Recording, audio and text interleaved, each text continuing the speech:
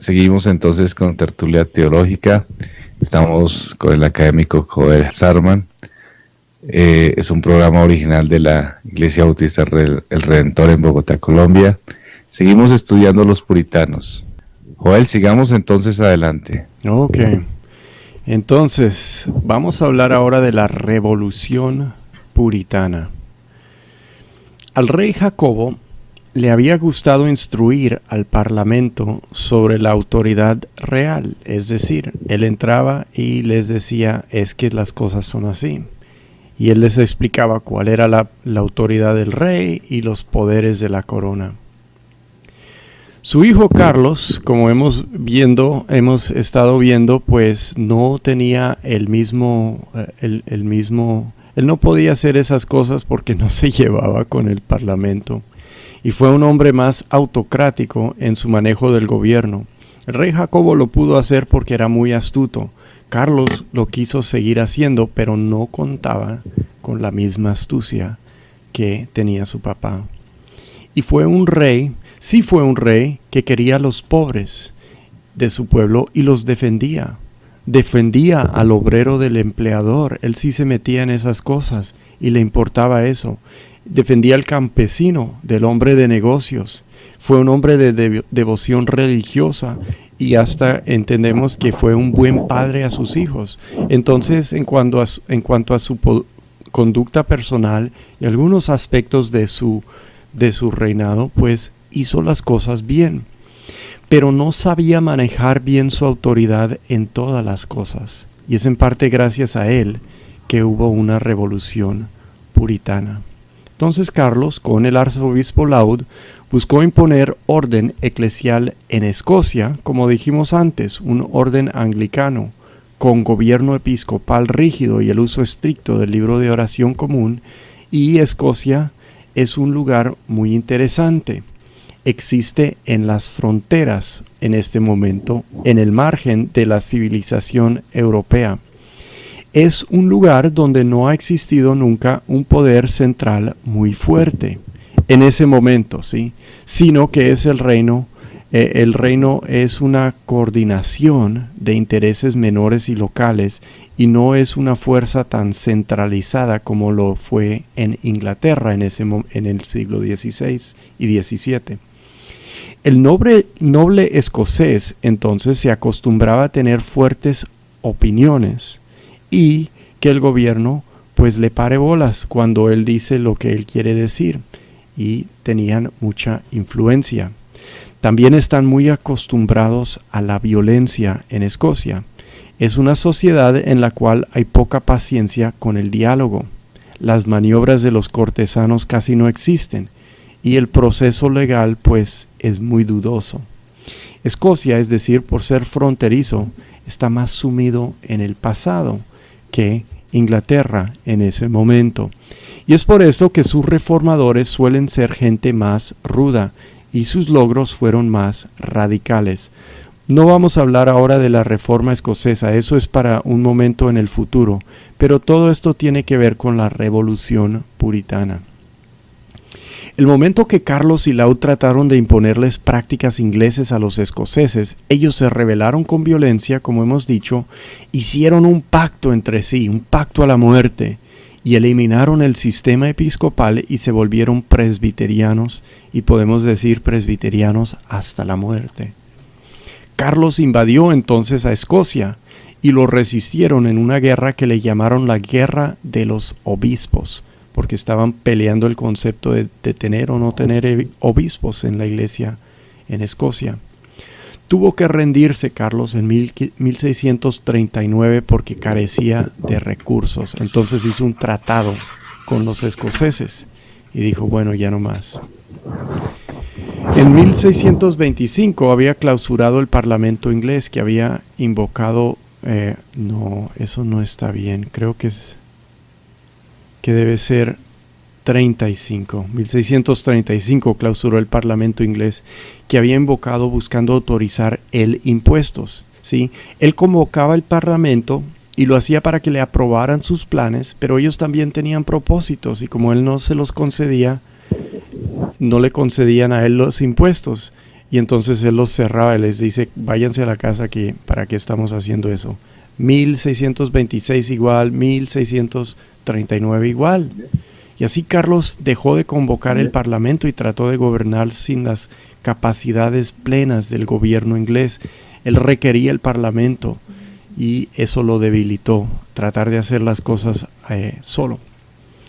En 1640 le tocó otra vez convocar el parlamento porque necesitaba impuestos.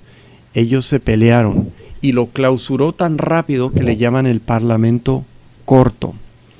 Y sin recursos, él decide otra vez invadir a Escocia como pueda. Creo que estuvieron vendiendo las joyas reales y su esposa vendió su joyería y algo así, o sea, para tener plata para hacer lo que quería. Y aún no están colaborando en Escocia y cree él que a la fuerza los puede someter. Entonces invaden el otro reino de su propio rey. Los escoceses que están bajo Carlos I invaden Inglaterra, ¿sí? Porque él está invadiendo Escocia y los escoceses se bajan e invaden Inglaterra, que está bajo la corona también de Carlos. Y se ve ahí la fracturación de la unidad política, porque Carlos se supone rey de ambos lugares y ahora está luchando contra ellos y ellos se vienen contra él. Y el problema en todo esto es que tampoco el parlamento ni los puritanos apoyan a Carlos. Entonces estamos viendo que se está armando un lío muy complicado. Y Carlos se ve una vez más teniendo que rendirse en otro tratado. Y cada vez que él se rinde, pierde algo. Busca lograr algo a la fuerza y pierde. Y eso le da una ventaja a sus enemigos y cada vez obtienen un poquito más y un poquito más y mucho más que si Carlos se hubiese quedado quieto. Entonces él está ayudando en realidad a sus enemigos que aumenten en poder. Lo que está rindiendo cada vez es un derecho de la corona y ese derecho va al parlamento o a otro lugar. Y así le toca a Carlos, con menos derechos que antes, invocar al parlamento. Y esta vez le llaman el parlamento largo. Ya tienen demasiados poderes. Hacen lo que quieren. Abolen abusos que instituyeron Carlos y Laud. ¿Sí? Ya son demasiados poderosos por todo el poder que ha perdido la corona y que ha aumentado el parlamento. Avanzan la causa puritana en términos de acabar legislación que buscaba suprimir el puritanismo, que es la legislación que usaba Laud. Son los que echan a Laud a la cárcel por eso y eventualmente lo matan. Y no conceden a Carlos la plata que él busca para librar sus guerras. Carlos le tocó aceptarlo todo, pero de mala gana. Buscó levantar un ejército afuera de las legalidades que conducían a través del sistema del parlamento y no le fue bien. Se metió un día, en 1642, al parlamento que no le tocaba. Se metió al parlamento a sacar a la fuerza a los más enemigos suyos.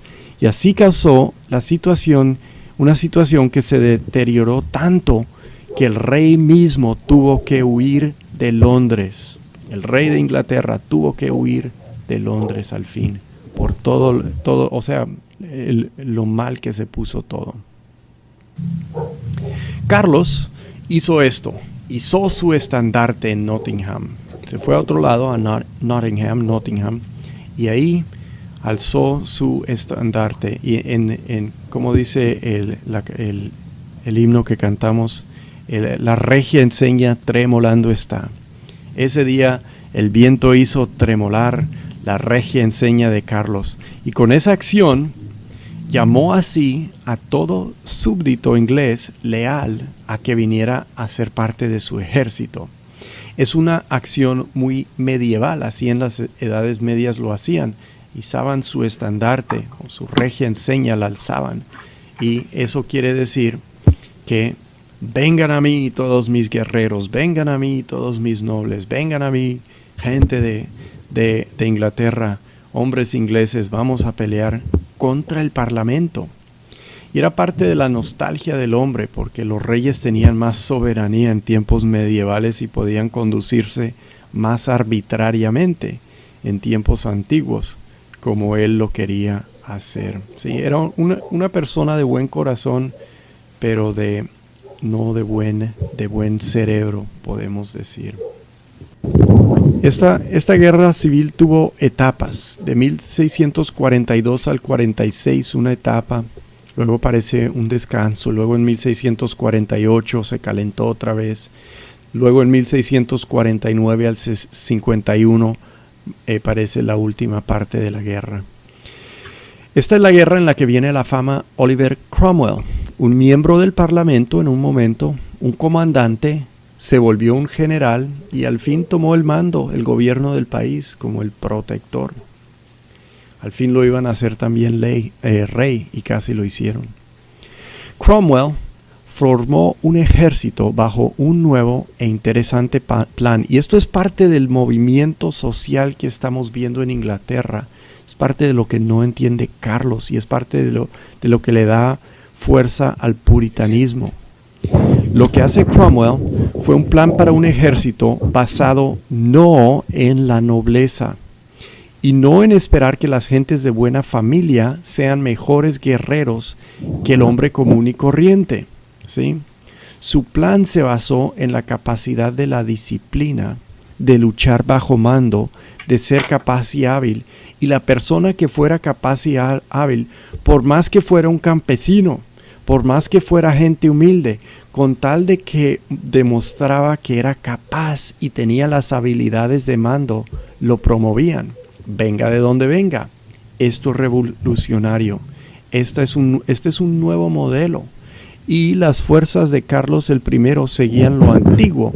Eran gente de buena casa, eran gente de los ricos que mandaban, y por más que fueran bobos y no supieran cómo hacer las cosas, no es que es el hijo del duque, entonces él tiene que mandar, ¿sí? Entonces se ve la ventaja que tenía el ejército de los puritanos y el parlamento, del parlamento principalmente. Y la expectativa que tenía Cromwell era más comunera. Se están confrontando la tradición y la modernidad. El ideal de la causa del rey es más romántico, ¿sí? Lleva eso, lleva romance, lleva poesía y lleva otras cosas así. Y el ideal de la causa del parlamento es más práctico. Y hasta cómo decoraban sus armaduras, los cascos eran muy sencillos del parlamento. Les decían cabezas redondas porque era un casco nomás. Los ejércitos de Carlos luchan con más caballería, más sentido de honor, de orgullo de su buena familia, de su confianza en que pues claro que vamos a ganar, somos nobles y ellos son campesinos nomás. Y los ejércitos de Cromwell luchan con más eficiencia, con mejor control, con disciplina. Es en 1642, en todo esto, que el Parlamento autoriza una asamblea de teólogos. Les llamaban en ese tiempo divinos, porque estudiaban divinidad, pero eran teólogos. Para revisar, eran profesionales, pastores y teólogos profesionales. Y el Parlamento los autorizó porque el Parlamento tenía mucho apoyo puritano y querían proseguir la reforma. Entonces autorizaron a estos teólogos para revisar y regularizar lo que hacían en la iglesia en cuanto al libro de oración común y los 39 artículos de fe. Y esa asamblea es la asamblea de Westminster. La tarea es: logremos un acuerdo, una solución para el país en cuanto a la doctrina. Vinieron entonces teólogos de muchos pareceres. Parecer episcopal, en la asamblea hubieron algunos. Parecer congregacional y presbiteriano fue el parecer dominante de la asamblea de Westminster. Estuvieron entre ellos lealistas, algunos que eran todavía leales al rey, teólogos leales a la monarquía, junto con teólogos obviamente muy puritanos y muy del lado del parlamento. Y fue una asamblea dominada al comienzo porque tenían poder los congregacionalistas y los independientes, o por lo menos ellos tenían poder político si no dominaban la asamblea. Pero se llamaban independientes porque creían que sobre la congregación solo estaba Cristo, no estaba el presbiterio y no estaba el sistema jerárquico del obispo y el arzobispo. Cromwell fue un independiente y formaban una facción poderosa, por lo menos dentro de la asamblea, y ciertamente creo que dominaban el parlamento, sino la más poderosa en la parte del país que apoyaba al parlamento en contra del rey. Pero en 1643, Carlos negoció una paz con sus enemigos católicos en Irlanda, y así él pudo traer tropas de Irlanda para apoyar a su causa, y esto le dio una ventaja. Se preocupó el parlamento entonces e hizo un negocio con Escocia, y logró conseguir apoyo militar escocés, concediéndoles a Escocia un pacto. Ese pacto involucraba que Escocia mande teólogos presbiterianos a la Asamblea de Westminster, y es una de las grandes razones por la que la nación inglesa vengan estos documentos de la Asamblea, de los más presbiterianos que jamás se hayan escrito. Esos nuevos delegados escoceses cambiaron el balance del poder, y en vez de ajustar los documentos del anglicanismo, que era su tarea original, desarrollaron toda una nueva confesión puritana, presbiteriana, y los catecismos que corresponden a la confesión de Westminster. Y la confesión les salió muy bien hecha porque fue hecha por teólogos no solo profesionales, pero puritanos muy serios sobre la buena teología reformada. Invirtieron mucha gente, debatieron mucho tiempo y llevaban más de un siglo de reforma y reflexión teológica protestante para usar en sus documentos. Y la confesión de Westminster es un triunfo de la erudición del puritanismo, que eran gente muy pensadora, muy diligente y muy erudita. Y es por eso que es tan buena confesión, y por eso lo copiaron luego los bautistas. La primera confesión bautista es realmente una confesión hecha por gente no profesional en cuanto a la teología, no bien capacitada. Y la segunda confesión bautista pues seguía por la confesión de Westminster, que es hecha por estos profesionales teólogos. Es en 1646 que por fin se presenta la confesión de Westminster al Parlamento. Al fin, el Parlamento inglés no lo aceptó a largo plazo. No se implementó la confesión de Westminster como la confesión de la Iglesia inglesa, porque dio demasiada independencia para poder servir como control central. Y cuando regresaron el rey a Inglaterra, pues regresaron el sistema episcopal y los mismos 39 artículos de antes y todo igual. Pero Escocia sí tomó la confesión de Westminster y lo implementó y lo retuvo de una vez y siguió adelante con eso y sigue siendo una nación, pues todavía pues en cierta forma, ¿verdad? Una nación presbiteriana. Es en esa década de los 1640 que sabemos del fenómeno de los bautistas particulares. Surgen en Londres en esos días, durante todo este tiempo de revolución, y empiezan a bautizarse en el río que corre a través de Londres en este tiempo, y los miran con pues mucha sospecha. Ellos sacaron su confesión de fe, como dijimos, en 1644, los bautistas particulares, la primera confesión. Y los teólogos de la asamblea lo leyeron y dijeron, pues, le vemos debilidades. Y la verdad que no fue una confesión hecha por gente profesional. Pues es un buen documento ortodoxo si uno lo lee bien, pero parece que se puede leer pues en forma que pues tiene debilidades también, y por eso es mejor la segunda confesión, que es robusta. Pero salió esa confesión en 1644 porque los bautistas los miraban como sospechosamente y decían, estos son anabaptistas, y los bautistas quisieron decir, no somos anabaptistas, somos algo muy diferente. Y querían decir que su sistema de doctrina es de la reforma magistral, es consecuente con el calvinismo y el puritanismo, y lo es. Y que el hecho de que su forma de bautizar es como el de los anabaptistas no es suficiente para identificar. Los anabaptistas eran temidos por el levantamiento que habían tenido en Munster, porque eran radicales, habían sido poligamistas y todo eso, toda cantidad de cosas, y les hablaba directo el Espíritu de Dios, y hacían cosas raras. Y nadie quería ser conocido como un anabaptista en Inglaterra, era algo malo. Y los bautistas generales también salen en este tiempo, provienen del separatismo y parece que tienen fines al amillennialismo, que es un fenómeno nuevo que está saliendo, que le llaman en Inglaterra también la redención universal hipotética.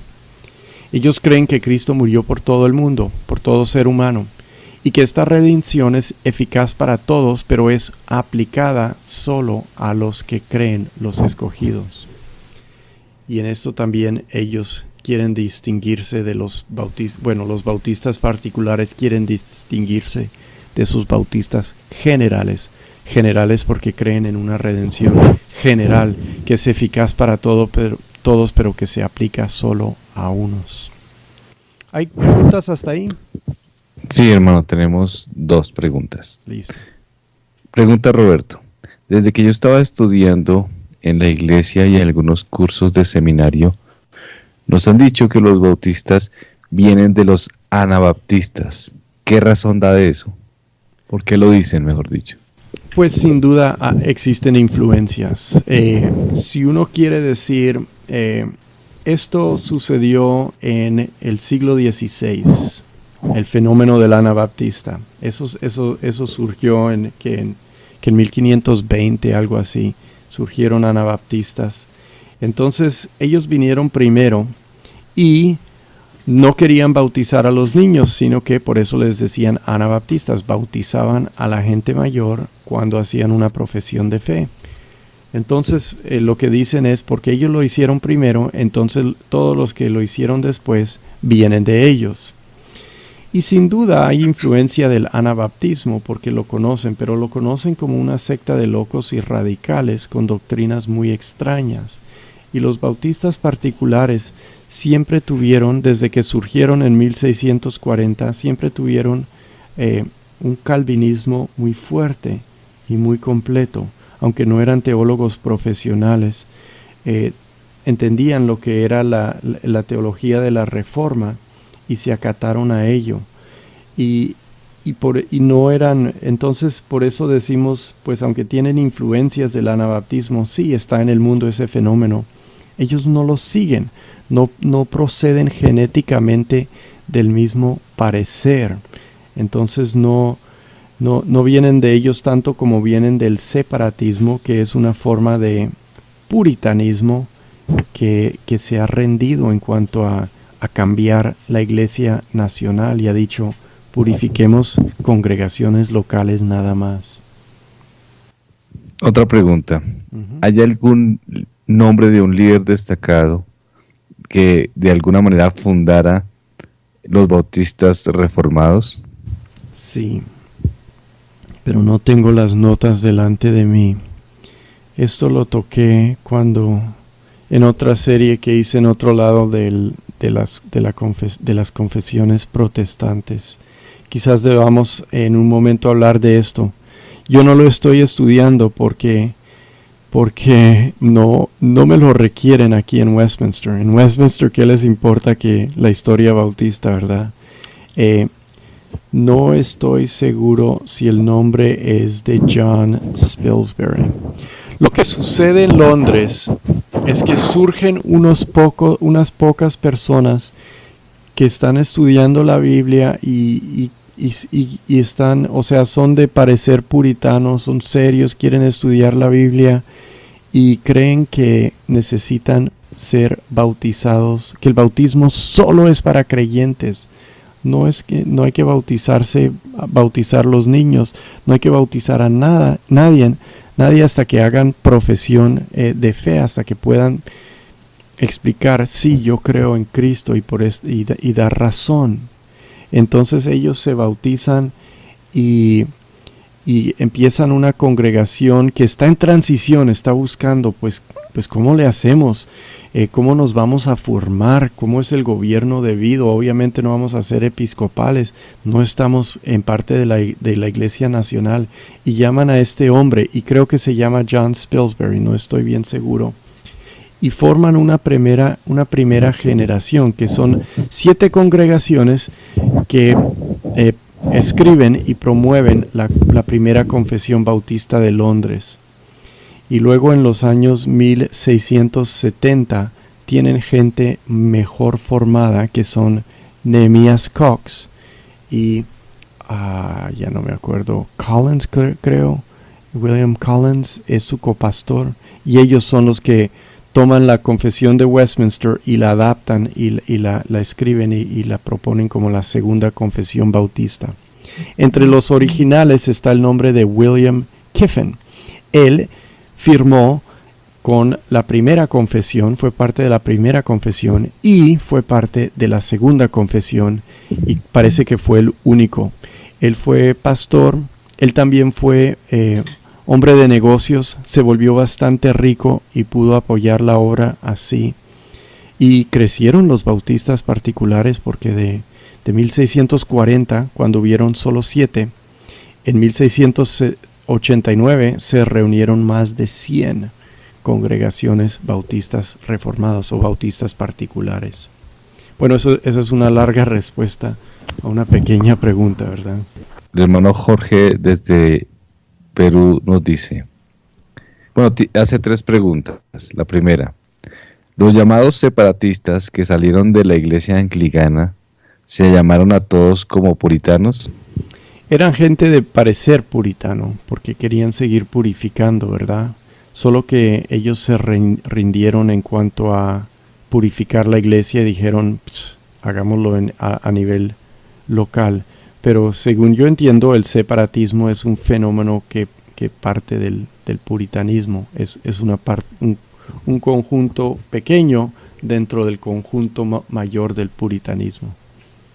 Segunda, ¿se puede entender que los puritanos fueron a formar los distintos movimientos como presbiterianos, congregacionales, bautistas e independientes? Es decir, ¿los puritanos se diversificaron? Exactamente.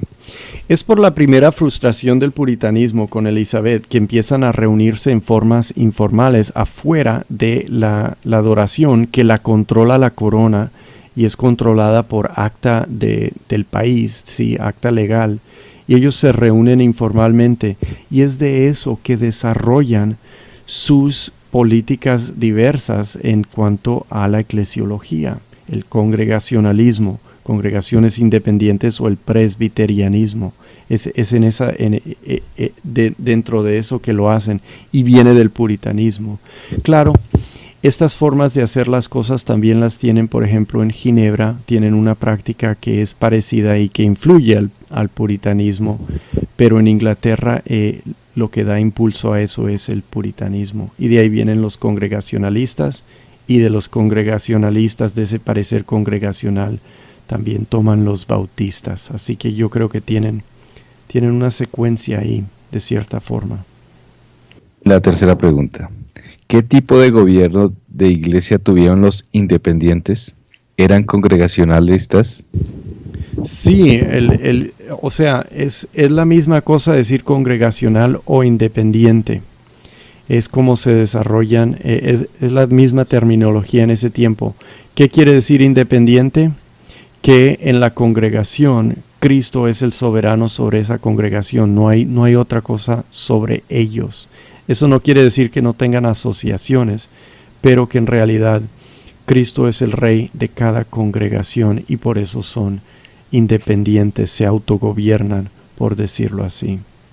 Que las llaves del reino han sido dadas no a un presbiterio sobre uno, no a un arzobispo y no a un papa, sino a los líderes de la congregación local o la misma congregación, porque hay 2 variaciones en el congregacionalismo, ¿verdad? La una que pues los líderes el grupo de ancianos son los que gobiernan y lideran en esa forma, y la otra es que pues hay participación congregacional por medio de voto congregacional en algunas de las cosas que se hacen en la iglesia. Listo, hermano. Entonces terminamos, hermano. Muchas gracias. Y gracias a ti, gracias por las preguntas y la buena atención de la gente. Hermanos, entonces que el Señor los bendiga. Terminamos con Tertulia Teológica.